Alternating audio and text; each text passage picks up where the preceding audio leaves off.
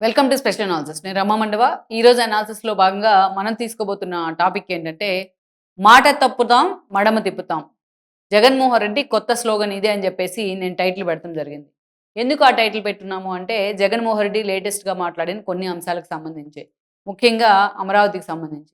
అమరావతికి సంబంధించి ఆయన ఈరోజు ఏకంగా మేము మళ్ళొకసారి కోర్టు తలుపు తడతాం. చంద్రబాబు నాయుడు నది మధ్యలో రాజధాని నిర్మిస్తా ఉన్నారు.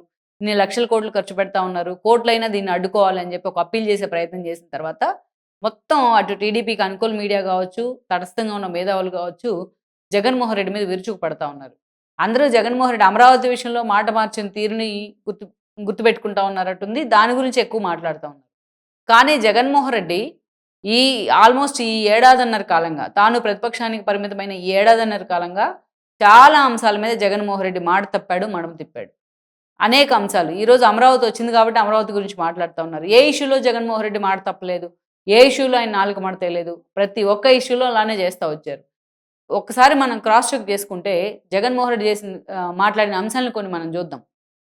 ఇక్కడ జగన్మోహన్ రెడ్డి పార్టీకి ట్యాగ్ లైన్ ఏంటంటే, పార్టీకి కాదు ఆయన వ్యక్తికి కూడా ట్యాగ్ లైన్. ఎందుకంటే ఆయన ఎక్కడికి వెళ్ళినా తన పాదయాత్రలో భాగంగా చాలా ఎమోషనల్‌గా నేను ఉన్నాను, నేను విన్నాను అని చెప్పేవాడు. ఆ పీకే లాంటి వాళ్ళే ఈ దిక్కుమాలిన టైటిల్స్ ఇచ్చారు. సో, చెప్పేవాడు.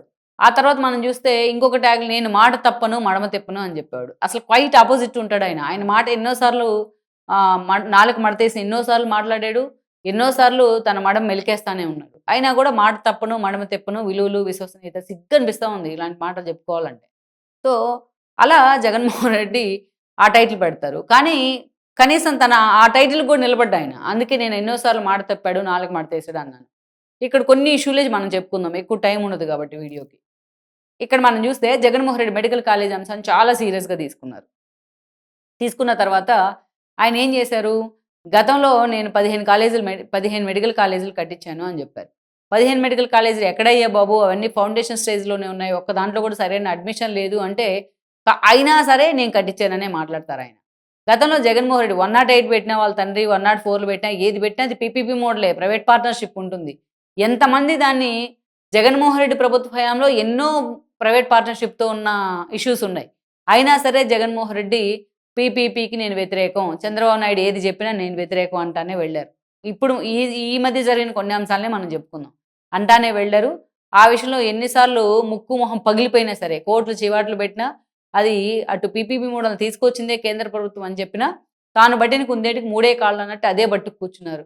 సో, మెడికల్ కాలేజీల విషయంలో ఇప్పటికి జగన్మోహన్ రెడ్డి 3, 4 సార్లు మాట తప్పే ప్రయత్నం చేశారు. ఆ తర్వాత మనం చూస్తే గూగుల్ ఏఐ డేటా సెంటర్. నిజానికి రాష్ట్రానికి అది లోకేష్ లాంటి వాళ్ళు అనౌన్స్ చేసి ఢిల్లీ వేదికగా అటు కేంద్ర మంత్రులతో కూర్చొని గూగుల్ ప్రతినిధులతో ఒప్పందం చేసుకున్న సమయంలో జగన్మోహన్ రెడ్డి లండన్‌లో ఉన్నారు. ఆయన లండన్‌లో ఉన్నప్పుడు మొత్తం ఆయన సొంత మీడియా అంతా కూడా గూగుల్ గగ్గోలు పెట్టింది. గూగుల్ ఏఐ డేటా వాళ్ళు అడగాల్సిందేంటి నిజానికి? ఎన్ని జాబ్స్ ఇస్తున్నారు? ఎంత వైబిలిటీ ఉంటుంది జాబ్స్‌కి? ఎన్ని క్రియేట్ చేస్తారు? ఈ డేటా సెంటర్ వాళ్ళని అడిగితే కొంచెం జనంలోకి బాగా వెళ్ళుండేదది. కానీ అసలు గూగుల్‌నే మేము వ్యతిరేకిస్తున్నాం అన్నట్టుగా వాళ్ళు మాట్లాడారు. పవర్ కన్జంప్షన్ గురించి మాట్లాడారు. ఏదైతే భూమికి సంబంధించి ఇన్సెంటివ్స్, రాయితీలు ఇచ్చిన రాయితీల గురించి, ల్యాండ్ అలాట్‌మెంట్‌కి కూడా సంబంధించి వ్యతిరేకంగా మాట్లాడారు. అటు వాటర్ కన్జంప్షన్ గురించి కూడా గుడివాడ అమర్నాథ్ లాంటి వాళ్ళు పాయింట్లు లాగారు. ఇదంతా చాలా నెగటివిటీని పోర్ చేసే ప్రయత్నం చేశారు. అంతేకాదు వాళ్ళ పార్టీలో ఎవరో మరి నాకు తెలీదు. దాని పేరు కూడా నాకు తెలీదు. వాళ్ళ సొంత ఛానెల్‌లో కూర్చొని ఇదో గోడౌన్ అంటూ కూడా వర్ణించడం జరిగింది. సో, ఇదంతా కూడా వైసీపీని డ్యామేజ్ చేస్తా ఉన్నాయి. ఇదే సమయంలో జగన్మోహన్ రెడ్డి ఎంట్రీ ఇచ్చారు తాడేపల్లికి. ఒక ప్రెస్ మీట్ పెట్టి అసలది నేనే తీసుకొచ్చానన్నాడు. వాళ్ళ పార్టీ ఏమో గూగుల్ ఏఐ డేటా సెంటర్ ఒక గోడౌన్ అంటది. ఈయనేమో నేనే తీసుకొచ్చాను. అదాని డేటా సెంటర్ నేను తీసుకొచ్చాను. అదే ఇప్పుడు గూగుల్ ఏఐ డేటా సెంటర్ అయిందని చెప్పి చెవుల్లో కాలీఫ్లవర్స్ పెట్టాడు. సో, అందులో కూడా మాట తప్పాడు, మడమ తిప్పాడు. ఇందాక ఆల్రెడీ నేను చెప్పిన మెడికల్ కాలేజీలో కూడా అంతే జరిగింది. సో, ఆ తర్వాత మనం చూస్తే ఇక్కడే ఇంకొక ట్విస్ట్ ఏంటంటే మెడికల్ కాలేజీలో ఆ పీపీపీ మోడల్‌కి సంబంధించి కేంద్ర ప్రభుత్వం నీతి ఆయోగ్ సలహా ఇచ్చింది. ఇట్లా చేస్తే బావుంటుంది అని చెప్పి నీతి ఆయోగ్ ఈ ప్రపోజల్ పెట్టిన తర్వాత కేంద్ర ప్రభుత్వం పార్లమెంట్‌లో ఒక 9 మంది ఎంపీలని కలుపుకొని ఒక స్థాయి సంఘాన్ని ఏర్పాటు చేసింది. ఏర్పాటు చేసి వాళ్ళు అన్ని రాష్ట్రాలు తిరిగొచ్చారు. ఎక్కడెక్కడైతే పీపీపీ మోడల్ ఇంప్లిమెంట్ చేస్తా ఉన్నారో ఆ రాష్ట్రాల్లో కూడా ఈ అంశం మీద స్టడీ చేసొచ్చి ఈ మోడల్ చాలా వైబిలిటీగా ఉంది. రాష్ట్ర ప్రభుత్వ ఖజానాలో పూర్తి స్థాయిలో నిధులు లేనప్పుడు ఇట్లాంటి అవకాశం తీసుకుంటే తప్పేం లేదు అని చెప్పి మేము పూర్తిగా ఆమోదిస్తామని చెప్పి ఒక రిపోర్ట్ రాసి కేంద్ర ప్రభుత్వానికి ఆ స్టాండింగ్ కమిటీ నివేదిక కూడా ఇచ్చింది. ఆ స్టాండింగ్ కమిటీలో వైఎస్ఆర్‌సీపీ ఎంపీ అయిన గురుమూర్తి కూడా ఒక కీలక సభ్యుడిగా ఉన్నారు. అంటే గురుమూర్తి అక్కడేమో అలాగే చెప్తాడు, జగన్మోహన్ రెడ్డి ఇక్కడేమో నేను పీపీ మోడల్కి వ్యతిరేకం అంటాడు. ఇది డబుల్ స్టాండర్డ్స్. ఇది మాట తప్పడం అంటారా, నాలుక మడత వేయడం అంటారా, మీరే చూసుకోవాలి. నెక్స్ట్ నేను చెప్పాను ఆల్రెడీ గూగుల్ ఏ డేటా సెంటర్ గురించి. ఆ తర్వాత చూసినట్లయితే జగన్మోహన్ రెడ్డికి సంబంధించి అనేక కీలక అంశాలు ఈ మొన్నటి నుంచే తీసుకుందాం మనం. గతంలో అమరావతి రాజధానికి సంబంధించి ఆ రోజు ఒప్పుకున్నారైనా, సిఆర్డీఏ కూడా ఫామ్ అయింది, 35,000 ఎకరాలు కావాలన్నారు. శ్రీకృష్ణ కమిటీని గుర్తు చేస్తూనే ఆయన సమ్మతి తెలిపారు. అంతా కూడా రాజధాని అమరావతిగా ప్రకటించారు. అన్నీ అయిపోయినాయి. ఈరోజు సరే దాన్ని తొంగలో దొక్కేసే ప్రయత్నం చేశారు 5 ఏళ్ల పాటు. 3 రాజధానులు అన్నారు తుగ్లక్ నిర్ణయంలాగా. దాన్ని జగన్మోహన్ రెడ్డి ఎంత తీసుకెళ్ళినా జనం మాత్రం ఆయన రివర్స్‌లోకి తీసుకెళ్ళి 11 సీట్లకే పరిమితం చేశారు. వన్ సైడ్‌గా ఈరోజు రాష్ట్ర ప్రజలంతా అమరావతి రాజధాని కావాలనుకున్నారు అనేది మన కూటమి ప్రభుత్వం ఏర్పాటుతోనే మనకు అర్థమై ఉండాల. అంత మ్యాండేట్ వచ్చింది కాబట్టి. అందరూ రాజధాని కోరుకుంటున్నారు అమరావతిగా అని. కానీ జగన్మోహన్ రెడ్డి మాత్రం ఈరోజు ఇంకా రాజధాని తొక్కేసే ప్రయత్నంలో మళ్ళా పార్టీ నుంచి సజ్జలా బయటకొచ్చి అమరావతిని మేమే నిర్మిస్తాం ఎప్పటికైనా అంటాడు. ఇంకొకరొచ్చి బయటకొచ్చి అమరావతిని మొన్న వరదలకు మునిగిపోయింది అంటారు. ఇలా నోటికొచ్చింది మాట్లాడుతూ అమరావతి మీద విషం కక్కుతూనే ఉన్నారు. మళ్ళా ఇంకోసారి ల్యాండ్ ఎక్విజిషన్‌కి వెళ్తా ఉంటే ఆ రైతులను కూడా రెచ్చగొట్టే ప్రయత్నం జరుగుతూ ఉంది. ఈ క్రమంలో జగన్మోహన్ రెడ్డి వచ్చి కోర్టుకి వెళ్తామన్న ఇండికేషన్ ఇచ్చారు ఆయన ఈరోజు. గతంలో వెళ్ళాడాయన. ప్రతిపక్షంలో ఉన్నప్పుడు 5 ఏళ్ల పాటు మంగళగిరి ఎమ్మెల్యేగా ఉన్న ఆర్‌కేతోని 100 కేసులు వేయించారు అమరావతి మీద. వాళ్ళ రైతులను కొంతమందిని రెచ్చగొట్టి మరి. సో ఇప్పుడు కూడా అదే ప్రయత్నం చేస్తా ఉన్నారు.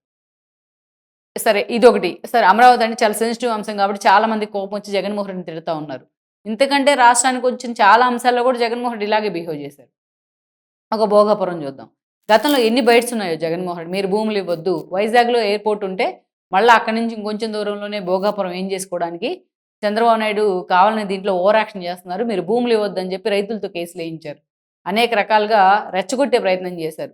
చంద్రబాబు నాయుడు ఫస్ట్ 15,000 ఎకరాలంటే వామ్మో వాయ్యో అన్నారు.